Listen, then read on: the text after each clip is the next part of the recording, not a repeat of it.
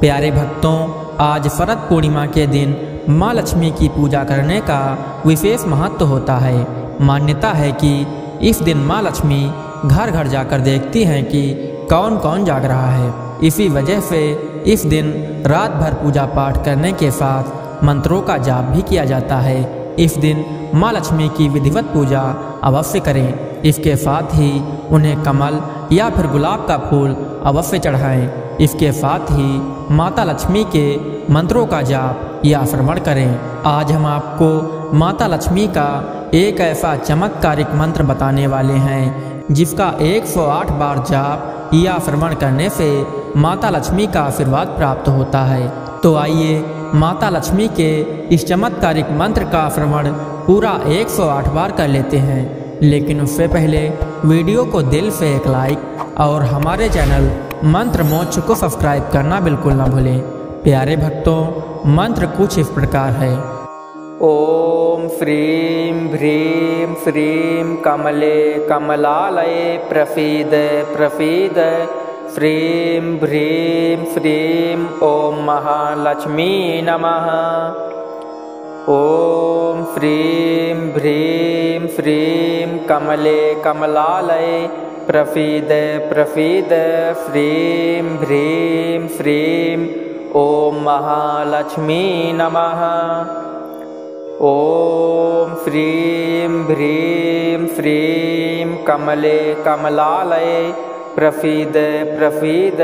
श्रीं ह्रीं श्रीं ओम महालक्ष्मी नमः। ओम श्रीं ह्रीं श्रीं कमले कमलालये प्रसीद प्रसीद। श्रीं ह्रीं श्रीं ओम महालक्ष्मी नमः।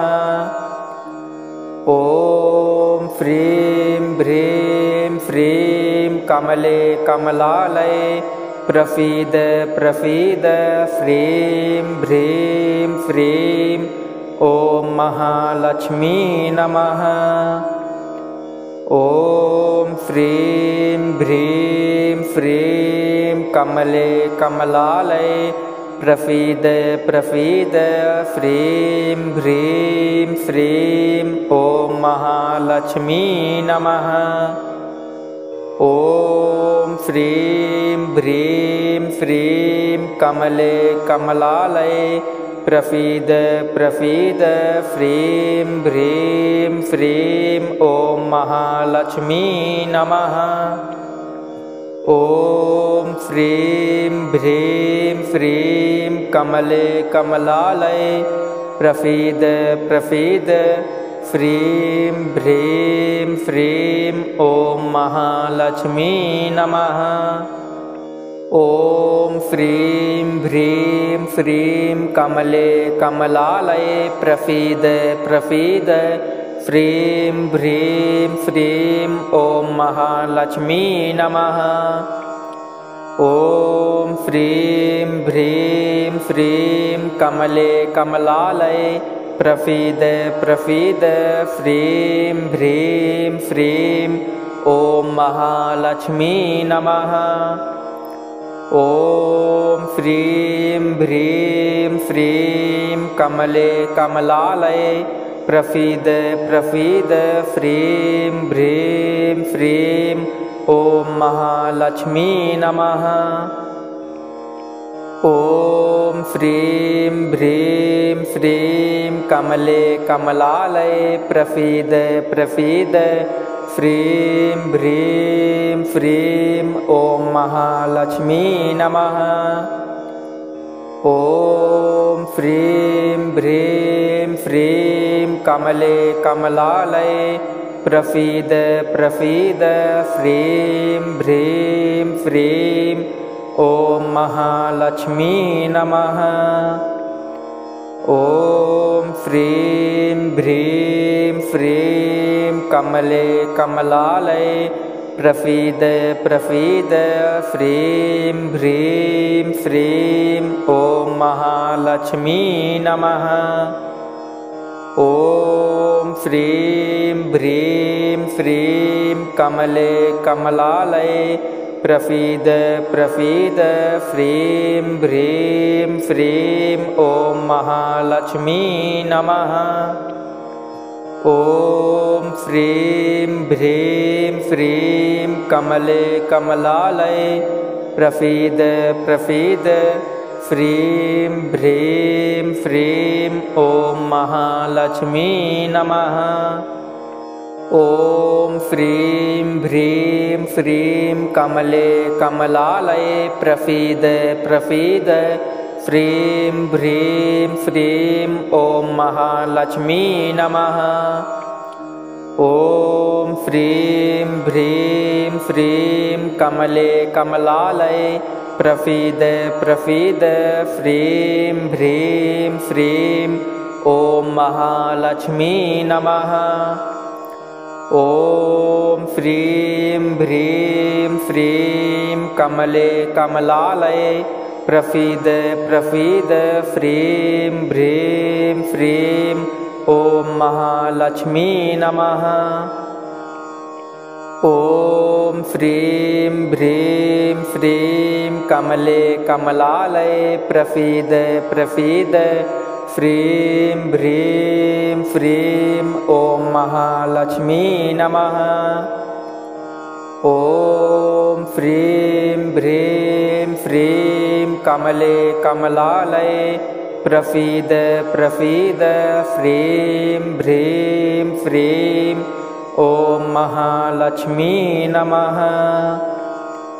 ॐ श्रीं ह्रीं श्रीं कमले कमलालये प्रसीद प्रसीद श्रीं ह्रीं श्रीं ॐ महालक्ष्मी नमः।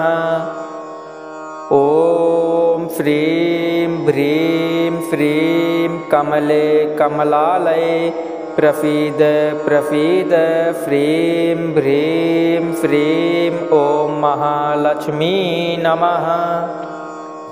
ॐ श्रीं ह्रीं श्रीं कमले कमलालये प्रसीद प्रसीद श्रीं ह्रीं श्रीं ॐ महालक्ष्मी नमः। ॐ श्रीं ह्रीं श्रीं कमले कमलालये प्रसीद प्रसीद श्रीं ह्रीं श्रीं ॐ महालक्ष्मी नमः। ॐ श्रीं ह्रीं श्रीं कमले कमलालये प्रसीद प्रसीद श्रीं ह्रीं श्रीं ॐ महालक्ष्मी नमः। ॐ श्रीं ह्रीं श्रीं कमले कमलालये प्रसीद प्रसीद श्रीं ह्रीं श्रीं ॐ महालक्ष्मी नमः। ॐ श्रीं ह्रीं श्रीं कमले कमलालये प्रसीद प्रसीद श्रीं ह्रीं श्रीं ॐ महालक्ष्मी नमः। ॐ श्रीं ह्रीं श्रीं कमले कमलालये प्रसीद प्रसीद श्रीं ह्रीं श्रीं ॐ महालक्ष्मी नमः। ॐ श्रीं ह्रीं श्रीं कमले कमलालये प्रसीद प्रसीद श्रीं ह्रीं श्रीं ॐ महालक्ष्मी नमः। ॐ श्रीं ह्रीं श्रीं कमले कमलालये प्रसीद प्रसीद श्रीं ह्रीं श्रीं ॐ महालक्ष्मी नमः। ॐ श्रीं ह्रीं श्रीं कमले कमलालये प्रसीद प्रसीद श्रीं ह्रीं श्रीं ॐ महालक्ष्मी नमः। ॐ श्रीं ह्रीं श्रीं कमले कमलालये प्रसीद प्रसीद श्रीं ह्रीं श्रीं ॐ महालक्ष्मी नमः। ॐ श्रीं ह्रीं श्रीं कमले कमलालये प्रसीद प्रसीद श्रीं ह्रीं श्रीं ॐ महालक्ष्मी नमः। ॐ श्रीं ह्रीं श्रीं कमले कमलालये प्रसीद प्रसीद श्रीं ह्रीं श्रीं ॐ महालक्ष्मी नमः। ॐ श्रीं ह्रीं श्रीं कमले कमलालये प्रसीद प्रसीद श्रीं ह्रीं श्रीं ॐ महालक्ष्मी नमः। ॐ श्रीं ह्रीं श्रीं कमले कमलालये प्रसीद प्रसीद श्रीं ह्रीं श्रीं ॐ महालक्ष्मी नमः। ॐ श्रीं ह्रीं श्रीं कमले कमलालये प्रसीद प्रसीद श्रीं ह्रीं श्रीं ॐ महालक्ष्मी नमः।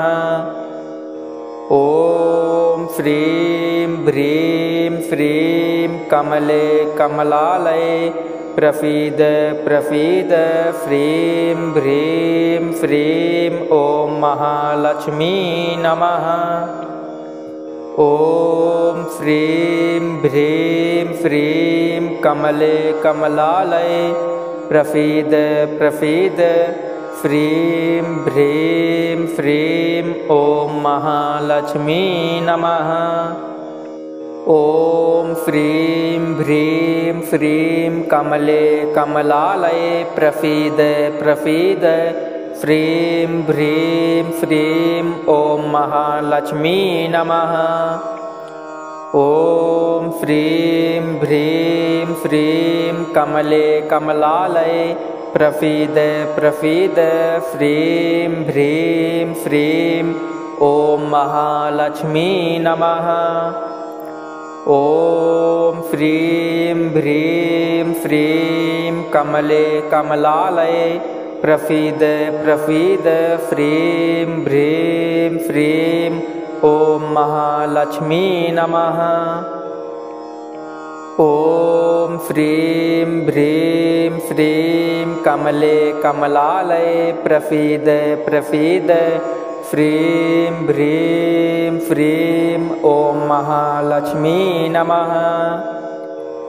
ॐ श्रीं ह्रीं श्रीं कमले कमलालये प्रसीद प्रसीद श्रीं ह्रीं श्रीं ॐ महालक्ष्मी नमः। ॐ श्रीं ह्रीं श्रीं कमले कमलालये प्रसीद प्रसीद श्रीं ह्रीं श्रीं ॐ महालक्ष्मी नमः।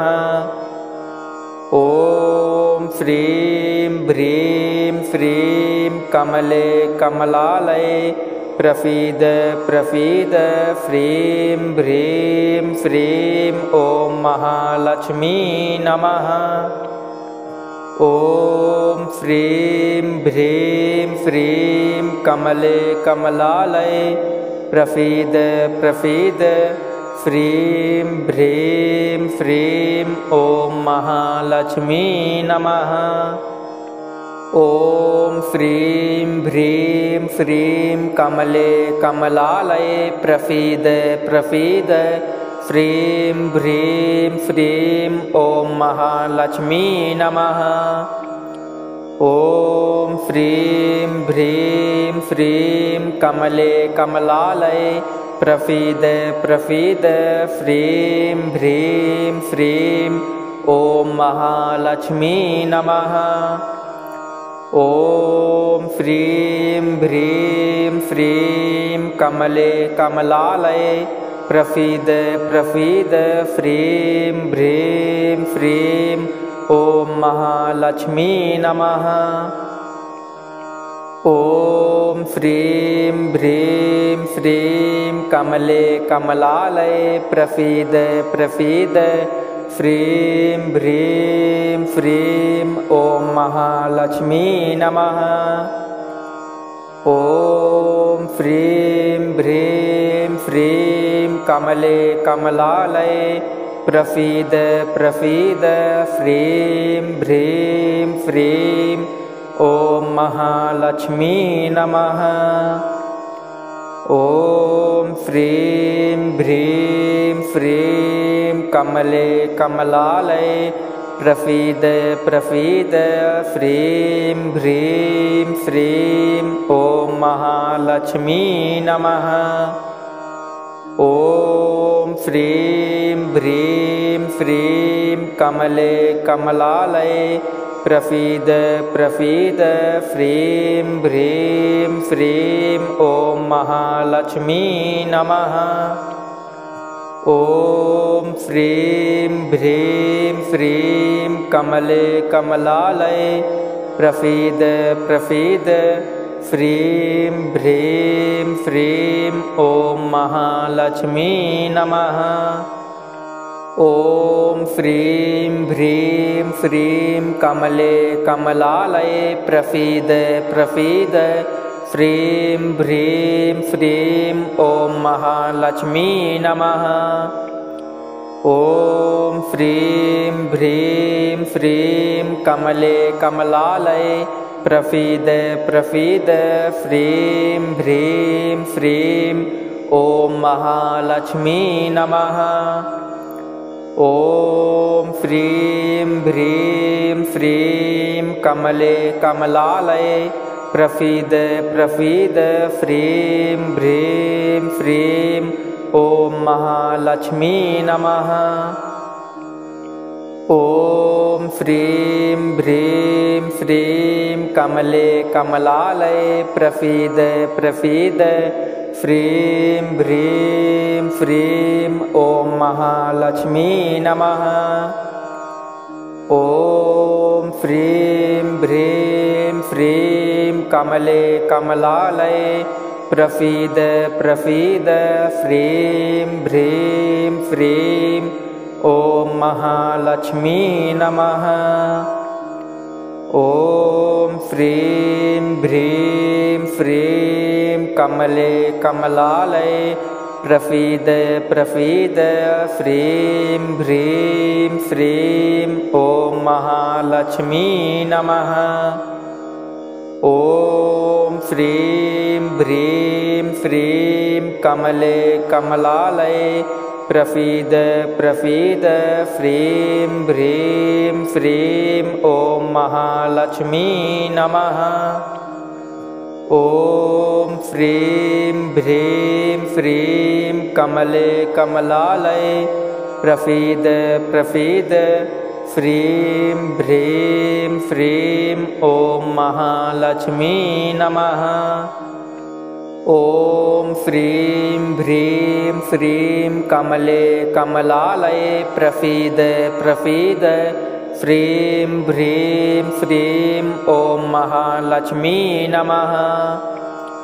ॐ फ्रीं भ्रीं फ्रीं कमले कमलालये प्रसीद प्रसीद फ्रीं भ्रीं फ्रीं ॐ महालक्ष्मी नमः। ॐ फ्रीं भ्रीं फ्रीं कमले कमलालये प्रसीद प्रसीद फ्रीं भ्रीं फ्रीं ॐ महालक्ष्मी नमः। ॐ फ्रीं भ्रीं फ्रीं कमले कमलालये प्रसीद प्रसीद फ्रीं भ्रीं फ्रीं ॐ महालक्ष्मी नमः। ॐ फ्रीं भ्रीं फ्रीं कमले कमलालये प्रसीद प्रसीद फ्रीं भ्रीं फ्रीं ॐ महालक्ष्मी नमः। ॐ फ्रीं भ्रीं फ्रीं कमले कमलालये प्रसीद प्रसीद फ्रीं भ्रीं फ्रीं ॐ महालक्ष्मी नमः। ॐ श्रीं ह्रीं श्रीं कमले कमलालये प्रसीद प्रसीद श्रीं ह्रीं श्रीं ॐ महालक्ष्मी नमः।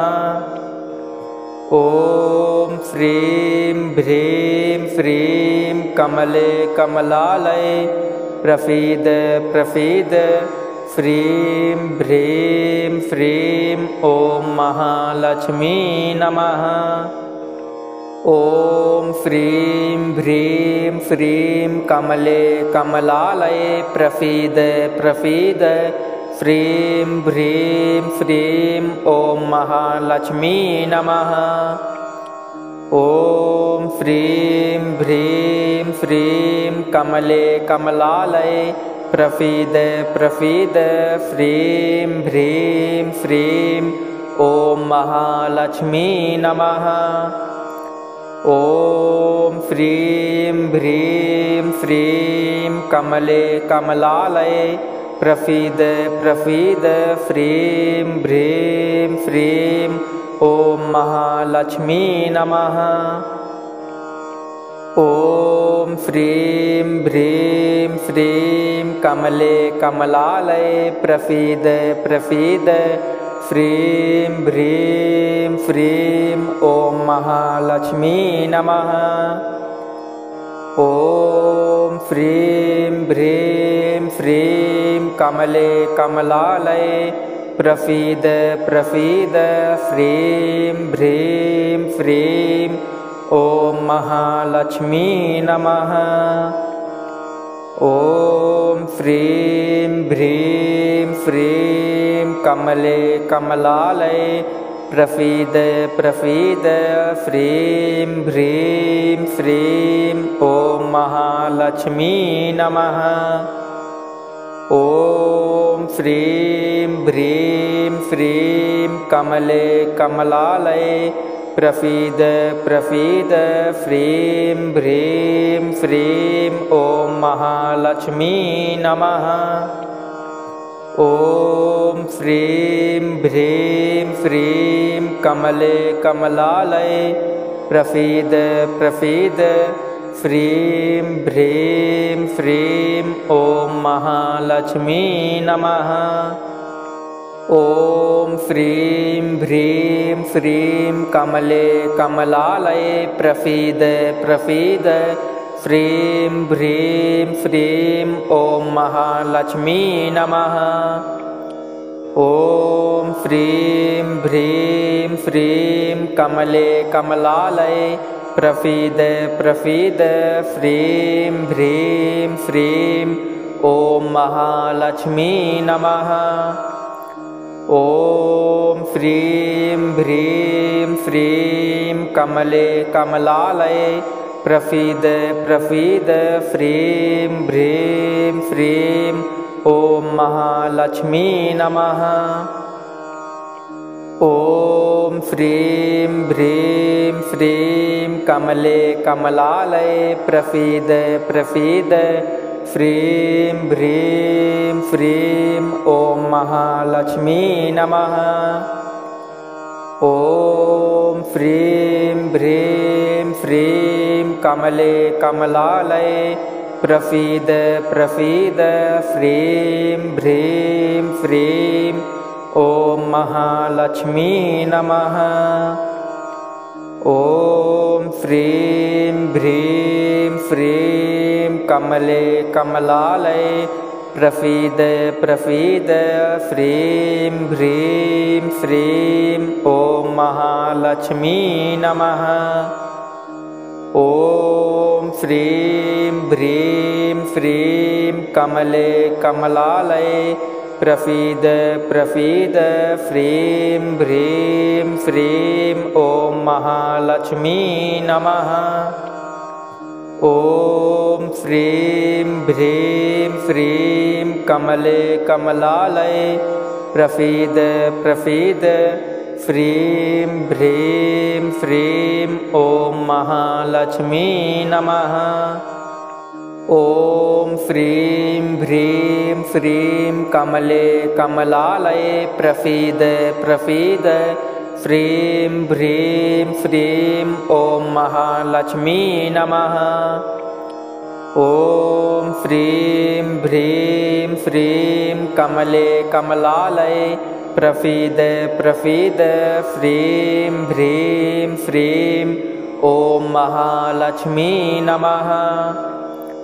ॐ फ्रीं भ्रीं फ्रीं कमले कमलालये प्रसीद प्रसीद फ्रीं भ्रीं फ्रीं ॐ महालक्ष्मी नमः। ॐ फ्रीं भ्रीं फ्रीं कमले कमलालये प्रसीद प्रसीद फ्रीं भ्रीं फ्रीं ॐ महालक्ष्मी नमः। ॐ फ्रीं भ्रीं फ्रीं कमले कमलालये प्रसीद प्रसीद फ्रीं भ्रीं फ्रीं ॐ महालक्ष्मी नमः। ॐ फ्रीं भ्रीं फ्रीं कमले कमलालये प्रसीद प्रसीद फ्रीं भ्रीं फ्रीं ॐ महालक्ष्मी नमः। ॐ फ्रीं भ्रीं फ्रीं कमले कमलालये प्रसीद प्रसीद फ्रीं भ्रीं फ्रीं ॐ महालक्ष्मी नमः। ॐ फ्रीं भ्रीं फ्रीं कमले कमलालये प्रसीद प्रसीद फ्रीं भ्रीं फ्रीं ॐ महालक्ष्मी नमः। ॐ फ्रीं भ्रीं फ्रीं कमले कमलालये प्रसीद प्रसीद फ्रीं भ्रीं फ्रीं ॐ महालक्ष्मी नमः। ॐ फ्रीं भ्रीं फ्रीं कमले कमलालये प्रसीद प्रसीद फ्रीं भ्रीं फ्रीं ॐ महालक्ष्मी नमः। ॐ फ्रीं भ्रीं फ्रीं कमले कमलालये प्रसीद प्रसीद फ्रीं भ्रीं फ्रीं ॐ महालक्ष्मी नमः। ॐ फ्रीं भ्रीं फ्रीं कमले कमलालये प्रसीद प्रसीद फ्रीं भ्रीं फ्रीं ॐ महालक्ष्मी नमः। ॐ फ्रीं भ्रीं फ्रीं कमले कमलालये प्रसीद प्रसीद फ्रीं भ्रीं फ्रीं ॐ महालक्ष्मी नमः। ॐ फ्रीं भ्रीं फ्रीं कमले कमलालये प्रसीद प्रसीद फ्रीं भ्रीं फ्रीं ॐ महालक्ष्मी नमः। ॐ फ्रीं भ्रीं फ्रीं कमले कमलालये प्रसीद प्रसीद फ्रीं भ्रीं फ्रीं ॐ महालक्ष्मी नमः। ॐ फ्रीं भ्रीं फ्रीं कमले कमलालये प्रसीद प्रसीद फ्रीं भ्रीं फ्रीं ॐ महालक्ष्मी नमः। ॐ फ्रीं भ्रीं फ्रीं कमले कमलालये प्रसीद प्रसीद फ्रीं भ्रीं फ्रीं ॐ महालक्ष्मी नमः। ॐ फ्रीं भ्रीं फ्रीं कमले कमलालये प्रसीद प्रसीद फ्रीं भ्रीं फ्रीं ॐ महालक्ष्मी नमः। ॐ फ्रीं भ्रीं फ्रीं कमले कमलालये प्रसीद प्रसीद फ्रीं भ्रीं फ्रीं ॐ महालक्ष्मी नमः। ॐ श्रीं ह्रीं श्रीं कमले कमलालये प्रसीद प्रसीद। श्रीं ह्रीं श्रीं ॐ महालक्ष्मी नमः।